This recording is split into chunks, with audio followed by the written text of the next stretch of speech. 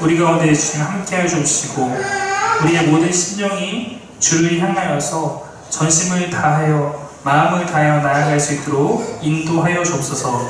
감사드리고 예수님 이름으로 기도드립니다. 네. 지난주에 저희가 함께 살펴본 말씀이 기억하실지 모르겠지만 사울의 도도한 삶이라고 제가 제목을 붙여서 하나님과의 관계와 하나님과의 사귐에 있어서 사울은 듣지도 묻지도 않는 삶을 살았다. 이것을 도도한 삶이라고 줄여서 표현했습니다. 그것이 사울이 실패한 원인이었다라고 설명드렸습니다. 오늘 우리가 함께 보는 다윗은 그와 정반대의 인물이라고 평가할 수 있습니다. 여러분, 다윗의 삶은 그 안에도 여러 가지 굴곡이 있었고 비판받아야 할 점도 그의 삶 가운데 분명히 있습니다. 그 또한 여러 가지 부분에서 연약한 모습을 보일 때가 있었음을 우리 성경을 통해서 알 수 있습니다. 그럼에도 불구하고 여전히 모든 이스라엘의 가장 뛰어난 왕이자 최고의 예배자라고 성경은 그를 평가하고 있습니다.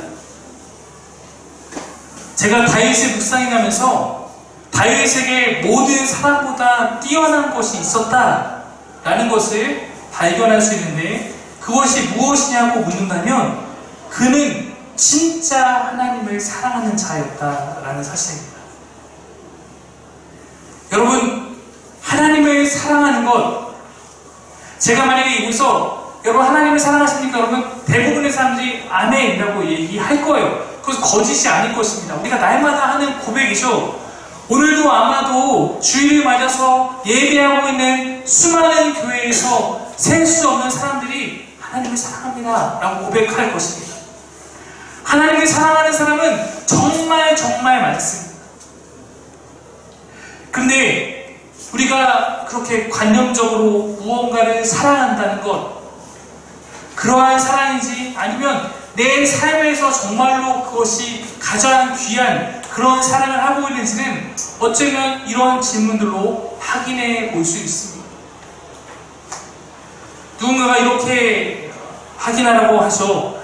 한 주간 내게 주어진 나만의 시간과 나만의 영역 가운데 내 생각에 가장 많은 영역을 차지했던 것이 무엇인지, 내 시간이 무엇을 위해서 가장 많이 쓰여지고 있는지, 내 물질이 무엇을 위해 가장 많이 쓰여지고 있는지, 내 대화의 가장 큰 주제가 무엇인지, 이것들을 따져보면 내 삶이 지금 무엇을 바라보고 무엇을 가장 귀하게 여기고 있는지가 드러난다. 그것이 내 삶이 집중하고 있는 것이다. 내 관심의 대상이다. 이렇게 확인할 수 있다고 말합니다. 요한 1서의 고백처럼 우리가 말과 혀로만 사랑하는 것이 아니라 행함과 진실함으로 사랑하라. 이렇게 말하고 있습니다. 제가 볼 때 적어도 다윗은 정말로 하나님을 그렇게 사랑했던 사람이었습니다. 그의 사랑은 말과 혀가 아니었고 그의 사랑은 난 주를 사랑합니다라는 그냥 관념적인 어떤 것이 아니라 실제였다는 것입니다. 여러분, 이 차이가 굉장히 중요합니다. 왜냐면 누군가 우리가 지난주에 봤던 사울 왕에게 만약에 물어봤다고 생각해 주십시오. 사울 왕이 당신이 하나님을 사랑하십니까? 아마도 사울 왕도 그럼요, 하나님을 사랑합니다. 온 이스라엘 백성 모두에게 물어봐도 우리는 하나님을 사랑합니다 라고 말할 것입니다. 오늘날 모든 기독교에도 나는 하나님을 사랑한다 라고 말할 것입니다. 이렇게 봤을 때 사랑을 어쩌면 굉장히 쉽습니다. 관념적인 사랑은 그렇습니다. 근데 하나님은 우리와 그런 사랑을 나누기를 원하지 않는다라는 거예요. 성경이 말하는 사랑은 그런 사랑이 아니라는 것입니다. 이것이 중요해요. 그래서 가끔은 하나님께서 우리에게 매우 정확하게, 매우 짓궂게 확인하실 때가 있어요. 성경에 이런 표현이 많이 있습니다. 네가 뭐뭐보다 나를 더 사랑하지. 제가 성경에 이런 표현들을 몇 개 찾아봤습니다. 창세기 말씀에 보면 이렇게 나와 있어요. 한번 같이 읽어보겠습니다. 시작.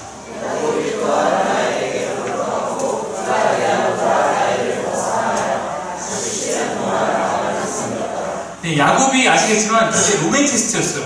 그가 빠졌던 것은 라헬이었는데 라헬을 얻으려고 7년간은 무료로 봉사했는데 아니야, 첫째부터 가야 돼요. 레아를 줍니다.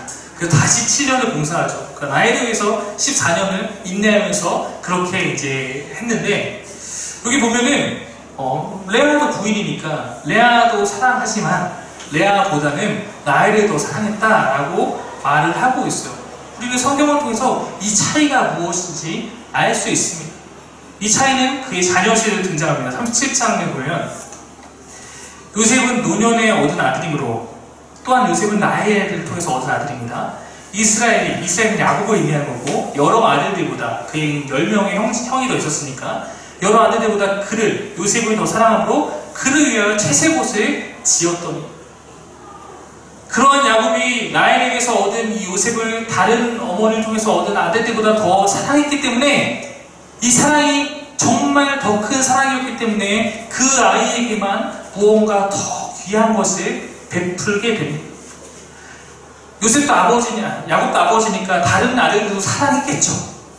근데 진짜 더 사랑하는 것을 향해서는 다른 반응이 그에게도 나왔다라는 것을 볼 수 있습니다. 잘했다, 잘못했다, 편해져. 잘했다, 잘못했다 말하고 싶은 게 아니라 우리의 사랑은 그렇게 사랑이라는 표현을 하면 다 사랑하는 것이지만 그 안에 진짜 사랑하는 것과 진짜 사랑하지 않는 것 가운데 차이가 있다라는 것입니다. 시편 기자는 이렇게 고백해요. 119편입니다. 한번 같이 읽겠습니다. 시작!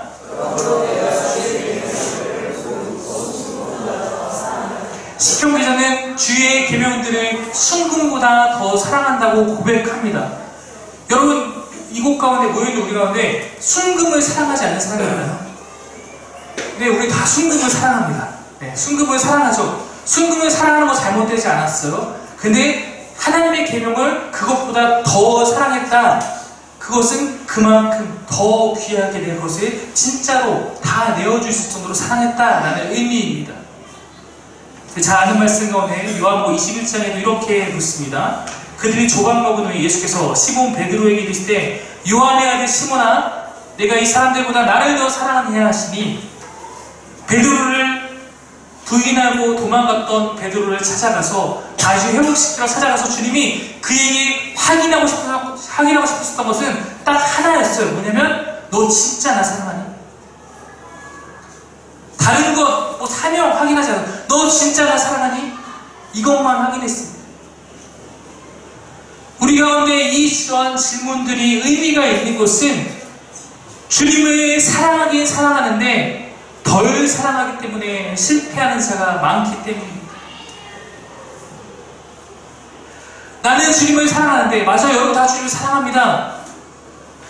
근데 여러분의 사랑 가운데 진짜로 내 마음을 다해서 뜻을 다해서 주님을 사랑하는 것, 그런 사람들의 그 마음을 하나님께서 알고 계시고 받으신다라는 것입니다. 디모데후서의 말씀에 보면 이런 말씀이 있어요. 같이 한번 읽겠습니다. 시작.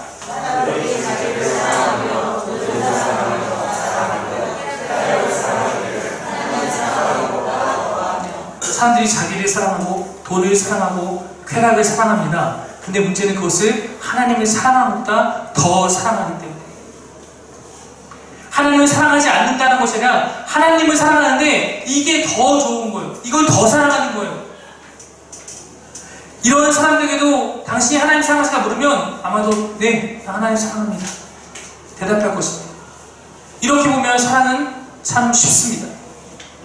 그러나 다른 무엇보다 하나님을 사랑하십니까? 라고 물으면 하나님을 사랑하는 것은 때론 쉽지 않습니다. 우리는 하나님을 사랑한다라는 것을 때론 너무 평이하게 생각할 때가 있습니다. 나는 하나님을 사랑해. 이 말 한마디에 우리가 흔히 그 남녀간의 사랑 고백에도 고백의 그 무게만큼도 그 안에 담겨있지 않은 경우가 허다. 남녀간에는 사랑이라는 말 하나를 아껴서 이거 언제 어떻게 쓸까라고 고백한다면 하나님을 사랑한다는 거에 있어서는 때론 그만한 것을 우리가 생각하지 않고 그냥 주님 사랑합니다. 그냥 주님 사랑합니다. 하나님이 내 삶에서 전부 에브리띵이 아니라 내 삶에 필요한 무언가 플러스 알파 정도로 생각하면서 그렇게 하나님을 사랑한다고 그렇게 하는 사람이 생각보다 많습니다. 오늘의 설교의 제목이 무엇입니까? 왜 다윗 하는가? 여러분, 왜 다윗 합니까? 그의 삶에는 하나님이 중심에 있었어요. 그는 삶의 모든 순간순간 하나님 앞에 서 있었습니다. 우리가 이것을 코람데오라고 말하잖아요. 하나님 앞에 있다. 그의 삶은 날마다 내가 하나님 앞에서 하나님을 보고 계시구나 라고 하는 삶 가운데 진행되었다라는 것입니다. 성경은 사울과 다윗의 대조를 통해서 우리에게 이것을 말해주고 있습니다. 두 사람은 같지만 다르다. 둘 다 나는 하나님을 믿는다고 하지만 둘 다 하나님께 예배하고 있지만 하나는 진짜였고 다른 하나는 가짜였다. 둘 다 믿음의 길을 간다고 하고 있지만 그 결과는 다를 수 있다는 것을 두 사람의 모습을 통해서 우리에게 보여주고 있다는 것입니다. 요한복음 12장 말씀 한번 같이 읽겠습니다. 시작. 사람의 영광이라는 것은 사람들이 보고 칭찬해주고 존귀 여기고 이게 사람의 영광이고 하나님의 영광은 하나님이 그렇게 여겨주시는 거죠. 이 부분은 어떤 말씀이냐면 사람들, 바리새파 사람들의 그런 무리 안에 있다가 빠져나와서 하나님을 믿으려는 사람들이 자꾸 그런 눈치를 보고 믿음이 있다고 하지만 그렇게 살아가지 못하는 자들에게 말하는 부분이에요. 우리가 어쩌면 이곳에 있는 우리도 많이 넘어지는 그런 부분이기도 합니다. 우리는 사람의 영광을 너무나 중요시 여기기 때문입니다. 교회에 나와서도 하나님이 나를 인정해 주시는 것만으로 우리의 마음이 안 찰 때가 있어요. 사람들이 나를 인정해 주지 않는다고 상처를 받습니다. 하나님의 영광보다 어쩌면 그것을 더 중요시 여기는 경우가 있다는 거예요. 어쩌면 이 구절은 우리가 앞서 살펴봤던 사울의 모습을 한마디로 표현한 것입니다. 사울이라는 사람은 항상 사람들의 시선이 더 중요했어요. 자신이 지금 왕의 자리에 있는 것이 사람들 때문이라고 생각했던 것 같아요. 사무엘상 말씀을 한번 보면 이렇게 나와 있습니다. 사울이 사무엘에게 이르되 내가 범죄하였나이다. 내가 여호와의 명령과 당신의 말씀을 어긴 것은 내가 백성을 두려워하여 그들의 말을 청종하였습니다. 내가 하나님을 두려워해야 되는데 사람들이 나를 어떻게 볼까? 그것이 두려워서 그들이 원하고자 하는 것대로 내가 했기 때문에 범죄했다고 사울이 말하고 있습니다. 여기서 지적받는 사울의 모습이 오늘날 목회를 망치고 교회를 망하게 하고 우리의 신앙을 망하게 합니다.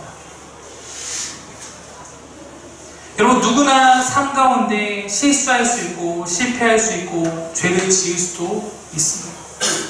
그러나 그 과정을 통해서 우리는 배워가는 것입니다. 혹시 내가 하나님께 범죄했다는 것을 깨닫고 그것을 정말로 돌이키고자 하는 고백이 있다면, 정말 그가 하나님 앞에 서 있는 자신의 모습을 회개하는 모습이 있다면 어떻게 해야 할까요? 당연히 나는 이제 하나님 보시기에 좋은 사람이 되겠습니다 라고 해야 할 것입니다. 그런데 죄를 지적받은 순간에도 사울이라는 사람의 반응은 놀랍습니다. 여러분 한번 읽어보겠습니다. 30절 말씀이에요. 같이 읽겠습니다. 시작.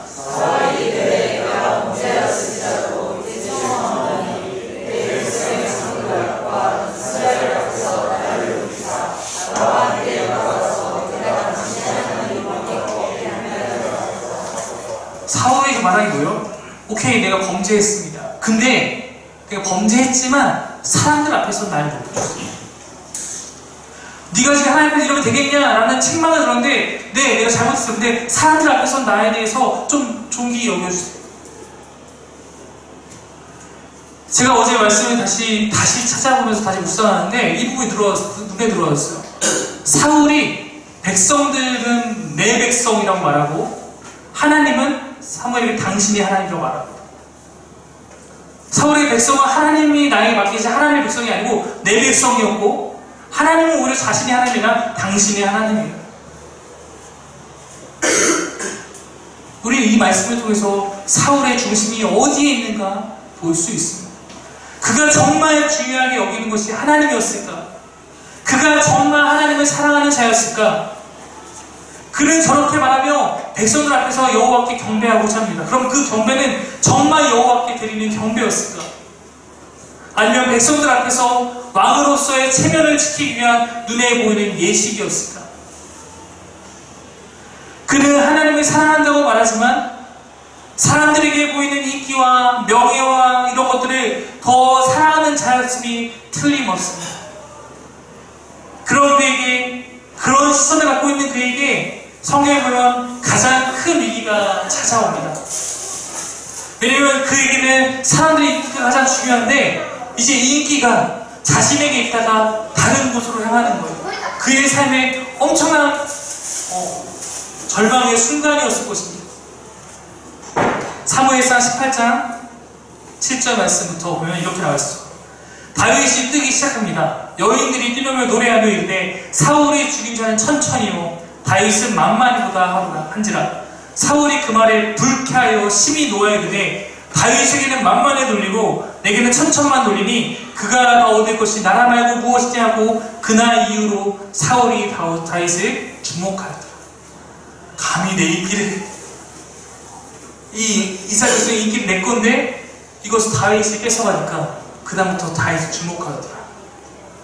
이제부터 아시겠지만 다윗에 대한 엄청난 괴롭힘들이 시작됩니다.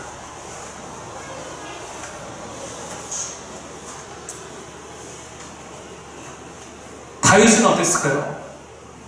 여러분, 다윗은 원래는 주목받지 못한 사람이었어요. 전에 말한 바 있지만 사무엘이 다윗의 집에 왕의사를 찾아왔을 때 그걸 다윗이 추천받지 못했죠. 그때 물을 때 우리 말제는 저기 양을 치고 있습니다만 말제라는 것은 가장 쓸모없는 아이라는 뜻입니다. 걔는 이런 곳에 올 애가 아니에요. 아무도 몰라주는 가운데 때로 부모도 주목해주지 않는 가운데 그러나 그곳에서 하나님과 동행하며 살았던 것이 다윗인데 그렇게 하나님을 섬기던 다윗에게도 사람들이 자신에게 막 주목하는 이 순간 이것은 그의 신앙에 있어서 굉장히 중요한 시험 무대였을 것입니다. 사람들에게 인기를 얻는 거예요. 근데 다윗은 변하지 않습니다. 그는 하나님을 계속해서 바라봅니다. 후에 사울이 시기에서 다윗을 죽이려 하고 둘은 원수가 됩니다. 사울에 의해서 쫓겨 도망가던 다윗에게 이제 그 도망자의 삶을 청산할 수 있는 기회가 주어집니다. 사울을 죽이면 이제 다윗의 처나가 됩니다. 자신을 위협하는 모든 것들로부터 자유롭게 됩니다. 그 상황에서도 다윗은 두 번이나 사울을 죽일 수 있는 기회에 사울을 죽이지 않습니다. 그가 한 번은 칼로 그의 옷자락을 베어줘. 그때 이렇게 적혀 있습니다. 사무엘상 24장 5절 6절 한번 같이 읽겠습니다. 시작.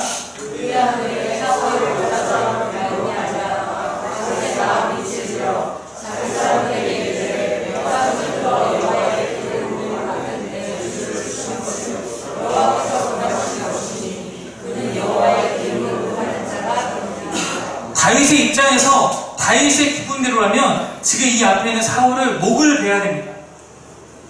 근데 그는 하나님이 세우신 왕이고 하나님을 바라보고 있는데 이 사람을 죽이는 것 자체가 어려운 게 아니라 이 사람을 죽이는 것은 하나님께서 금지하는 것이니까 이 사람을 죽일 수는 없고 그러니까 옷 끝자락만 잘라와서 왕이여 내가 이렇게 했습니다 라고 이야기하는 모습이 성경에 나와 있는 다윗의 모습입니다. 다윗이 사울을 치지 않은 이유는 그가 하나님의 기름 부음 받은 자이기 때문에. 여러분, 우리의 신앙이 위기 때에 드러나잖아요. 우리의 믿음이 진짜 어떤 믿음인지 드러나잖아요. 다윗은 지금이 위기의 순간이었는데 그 순간에도 다윗의 행동은 하나님 앞에서 하나님이 보시기에 좋은 모습을 따라서 그것에 초점을 둔 사람이었던 것이 다윗입니다. 또 우리가 잘 알고 있는 일화가 있죠. 여호와의 괴가 다윗의 성으로 들어오는 때의 일입니다. 다윗이 너무 기쁜 거예요. 우리가 아까 찬양했던 그 찬양의 가사가 이 말씀에서 왔죠. 나의 왕 앞에서 노래하면 춤을 춥니다. 너무 기쁘니까 덩실덩실 춤을 춥니다. 사무엘하 6장 16절이 그것을 기록하고 있는데 여러분 한번 같이 읽겠습니다. 시작.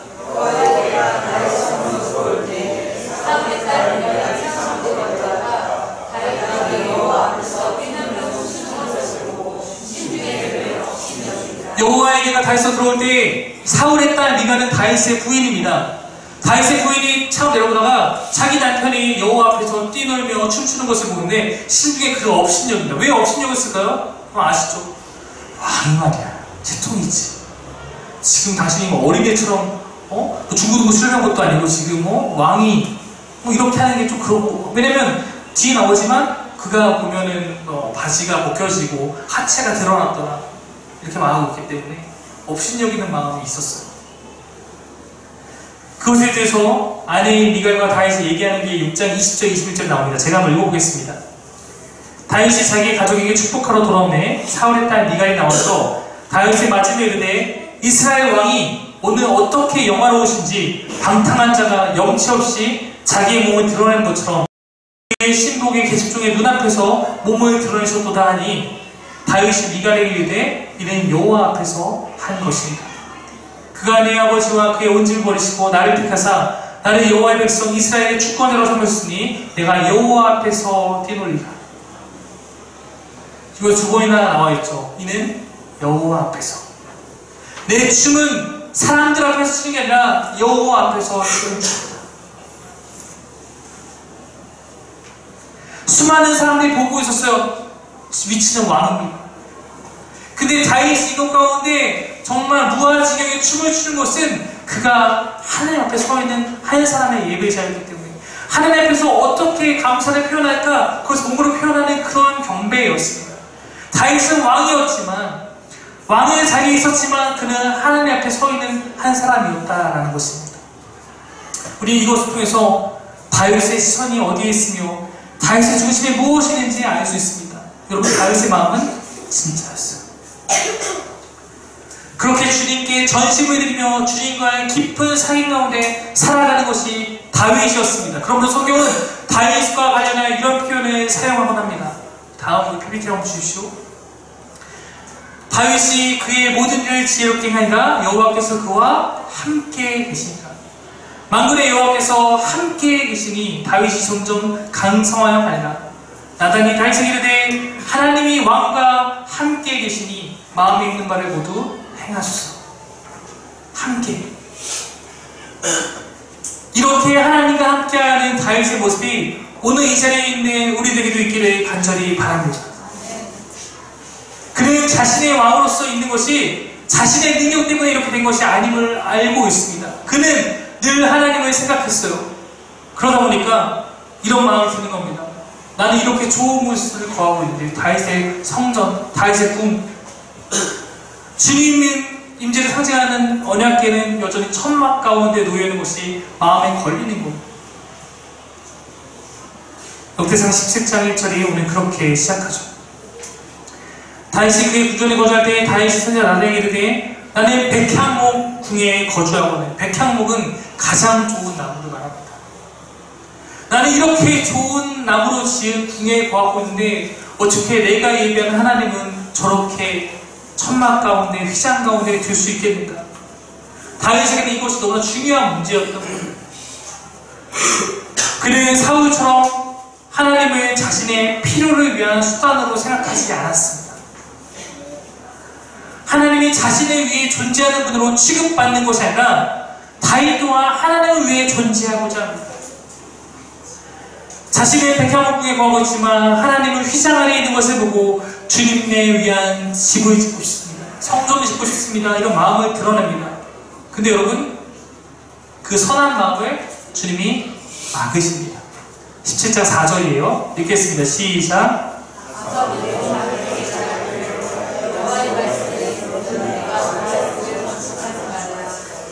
네, 다윗의 그런 마음을 하나님 모르지 않죠. 다윗이 얼마나 하나님 사랑하기 때문에 성전을 짓고 싶은지 압니다. 그런데 그걸 막아요. 여러분 생각해보면 어쩌면 이 막아서는 순간이 진짜 다윗의 충성심이 드러나는 거예요.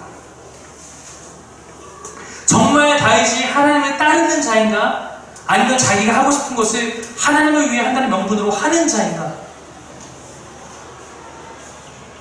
아시다시피 다윗은 하나님이 시키는 것까지만 합니다.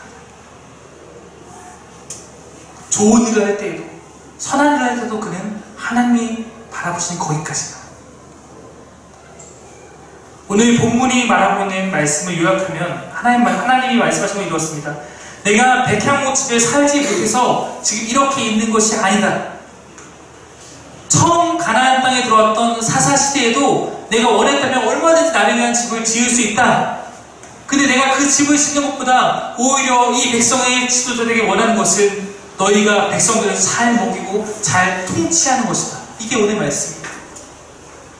즉 하나님은 다윗의 마음을 아시지만 그에게 더 중요한 것을 가르칩니다. 하나님을 위한 일보다 우리가 하나님을 아는 일에 더욱 힘써야 하는 이유가 여기에 있습니다. 우리 때로 하나님을 위한 일이 없이고 하나님 원하지 않는 일도 할 때가 있어요. 우리가 하나님을 알아야 되는 일, 하나님을 알아야지 하나님이 정말로 원하시는 것을 우리가 할 수 있기 때문입니다. 그러면서 오히려 다윗에게 약속하십니다. 그것은 내가 너희 후손을 통해서 성전을 건축할 것이며 너의 임함을 내가 알았고 너의 왕조는 영원할 것이다 약속하고 있습니다. 여러분 이 약속을 우리는 다윗 언약이라고 부릅니다. 하나님께 다윗과 약속하신 너무나 중요한 약속이기 때문입니다. 하나님은 다윗의 후손의 나라인 남유다라는 눈에 보이는 왕국을 통해서 다윗의 왕조를 계속해서 보호하셨습니다. 그러면서 영원한 하나님의 나라를 다윗의 후손이신 예수 그리스도를 통해서 세울 것을 이곳 가운데 약속하고 계시는 것입니다. 눈에 보이는 나라는 망할 수 있지만 눈에 보이지 않는 하나님 나라는 결코 망하지 않을 것이다 약속하고 계신 것입니다. 여러분 이 약속은 사무엘하 7장에도 나오는데 사무엘하 7장 16절에 나온 것을 역대상에서 다시 기록하고 있습니다. 근데 여러분 주목할 차이가 있어요. 한번 두 말씀을 같이 한번 차례로 읽어보겠습니다. 사무엘하 말씀부터 한번 같이 읽겠습니다. 시작.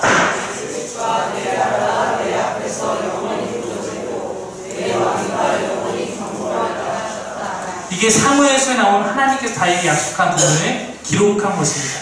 역대상 말씀 다시 한번 읽어보겠습니다. 17장 14절입니다. 시작.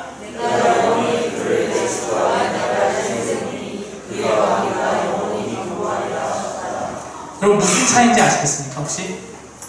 두 말씀의 차이를 발견하셨습니까? 네, 다시 앞에 말씀 한번 띄워주십시오. 여기 보면 내 집과 내 나라입니다. 즉 다윗의 집과 다윗의 나라라고 표현한 게 사무엘서의 말씀이에요. 역대상 말씀은 넘겨주십시오. 내 집과 내 나라, 즉 하나님의 집과 하나님 나라로 바뀝니다. 약속은 똑같은데 다윗의 집과 다윗의 나라를 보존하겠다는 약속에서 하나님의 집과 하나님 나라를 다윗의 후손을 통해서 보존하겠다는 말씀으로 바뀝니다. 여러분 아시다시피 사무엘하에 기록된 말씀대로 해석하면 다윗의 집과 다윗의 나라는 잘 유지되지만 결국 망합니다. 바벨론 포로로 끌려가게 됩니다. 포로기 이후에 돌아온 백성들에게 기록된 역대상에서는 이 부분에 대한 신학이 더 발전됩니다. 그래서 이 집과 이 나라를 하나님의 집과 하나님의 나라로 해석하는 것입니다. 역대기는 포로를 갔다 와서 다시 돌아온 그들에게 쓰여진 책이라고 했습니다. 다시 하나님과의 관계를 새롭게 맺고 살아가야 되는 그 백성들에게 주는 메시지라고 했습니다. 그럼 그들에게 성경이 무엇을 말하고 싶은 것입니까? 왜 다윗의 삶을 그들에게 주목하여 말하고 있습니까? 다윗과 같은 삶을 사는 사람들에게 하나님께서 함께 하시며 그의 삶을 영원토록 지켜주시겠다 약속하고 싶으신 것입니다. 사울과 이스라엘이 했던 그러한 실패를 따라가지 말고 다윗의 삶을 쫓으라 말하고 있는 것입니다. 신약 사도행전에서 다윗에 대해서 이렇게 평가하죠. 13장 16절 보면 다윗은 당시 하나님 뜻을 따라 숨기다가 잠들어 그의 조상들과 함께 묻혀 썩음을 당하였다. 다윗은 당시 하나님 뜻을 따라 숨기다 죽은 자였다. 사랑하는 여러분, 저는 이곳에 모여있는 우리 모두의 갈망이, 우리 모두의 신앙의 목표가 여기에 있기를 원합니다. 우리의 삶을 마치는 그 순간 여러분에게 이러한 평가가 있는 삶이 되기를 축복합니다. 하나님의 뜻을 따라서 평생을 섬기다가 죽은 사람. 말씀을 마무리하겠습니다. 여러분, 오늘 우리가 다윗에게 주목하다 보면 자칫 오류에 빠질 때가 있어요. 어떤 오류냐면, 다윗은 특별한 사람, 난 너무 평범한 사람. 다윗이니까 라고 해버리면 여러분 더 이상 아무런 말씀 효력이 내 안에 없는 겁니다. 왜냐면 다윗이니까, 난 다윗이 아니니까. 그런데 여러분, 성경에 이것에 대해서 우리에게 잘 가르쳐주는 말씀이 있더라고요. 하나님의 이러한 약속이 꼭 특별한 사람, 특별한 혈통 가운데 있는 사람에게 있는 것이 아닙니다.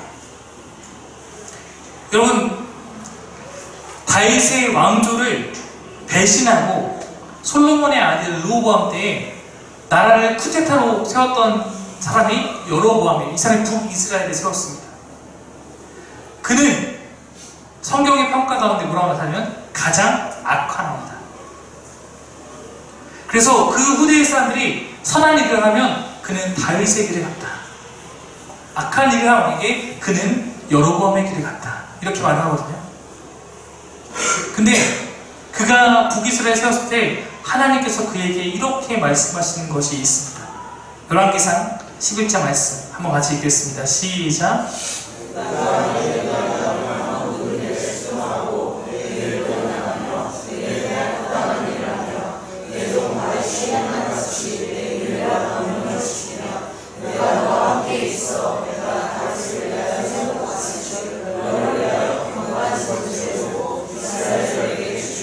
그러면서 이 말씀을 하나님께서 여로보암에게 약속하고 있는 말씀입니다. 다윗의 집을 배신한 사람입니다. 근데 하나님께서 내가 너와도 함께 할 것이다 약속하고 있습니다. 전제 조건만 지키라. 네가 하나님께 순종하며 내가 하나님의 길로 행하며 하나님 앞에서 합당한 일을 하며 다윗과 같이 내 법과 명령을 지키는 삶을 살면 내가 너를 위해 견고한 집을 세우겠다 약속하고 있는 것입니다. 만약 우리가 오늘 다윗의 말씀을 보면서 아까 얘기했듯이 얘는 다윗이니까, 이 사람은 다윗이니까 라고 해보면 사실 아무것도 없는 것입니다. 우리 다윗이 아니니까요. 근데 역대상 전체를 통해서 계속해서 다윗 하고 있어요. 왜 다윗 할까? 생각해보면 이것은 다윗에게만 주신 축복이 아니기 때문입니다. 바로 역대상에 있는 그 시대의 사람들에게도, 또한 오늘 우리에게도 누구든지 다윗과 같은 삶을 살아가는 사람들에게 하나님께서 다윗에게 행하신 것과 같이 함께 하실 것이라 약속하는 것이기 때문입니다.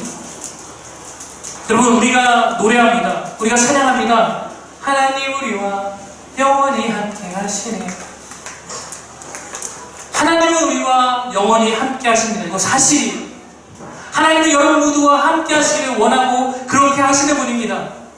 문제는 그 하나님과 내가 함께 하는 겁니다. 하나님이 나와 함께 하시지 않는 것이 문제가 아니라 내가 그 하나님과 함께하는 삶을 추구하고 있는가, 여기에 우리의 동행이 달려있다는 것입니다. 사울에게도 하나님과 함께하기 원하셨습니다. 그러나 사울의 마음은 하나님께 없었습니다. 이스라엘의 가장 악한 왕으로 꼽히는 여로보암에게조차 하나님과 함께하기를 원하셨습니다. 그런데 그의 마음에 하나님이 없었습니다. 사랑하는 성도 여러분, 하나님께서 여러분과 함께하기를 원하십니다. 여러분의 마음이 하나님께 온전하게 드려지길 원할 때, 그렇게 나아갈 때 하나님께서 여러분과 함께하실 것을 저는 믿습니다. 내 시선이 사유와 같이 사람들이 나를 어떻게 보는가, 그 평가에 따라서 그런 삶을 살아가는가, 아니면 다윗과 같이 하나님이 나를 어떻게 보는가, 그것에 대한 것을 주목하면서 그 길을 따라 걸어가는가, 이것이 내가 사울과 같은지 다윗과 같은지를 결정하는 질문이 될 것입니다. 사랑하는 여러분, 호람대오의 삶, 하나님이 나를 바라보고 있으니까, 내가 사람들이 나를 바라보고 있기 때문에 아니라 하나님이 나를 바라보고 있으니까 하나님 안에서 주가 찾으시는 그런 사람이 되어서 주만 섬기며 나아갈 수 있는 여러분 되기를 간절히 소망합니다. 우리 같이 그 말씀 갖고 같이 찬양하며 나아가겠습니다. 우리 찬양팀, 예배팀 나오시고요. 우리 같이 이 시간 아까 했던 찬양 같이 하며 나아갈 때 우리가 이러한 고백의 결단을 갖고 하나님께 나아가려고 합니다. 이 찬양의 가사에 보면 주가 찾으시는 종이 되어 나는 주만 섬기겠다라는 고백이 있습니다. 우리가 이 시간 주님만 찾으시는, 주님께 바라보시는 그런 예배자로 함께 나아갑시다. 같이 찬양하겠습니다.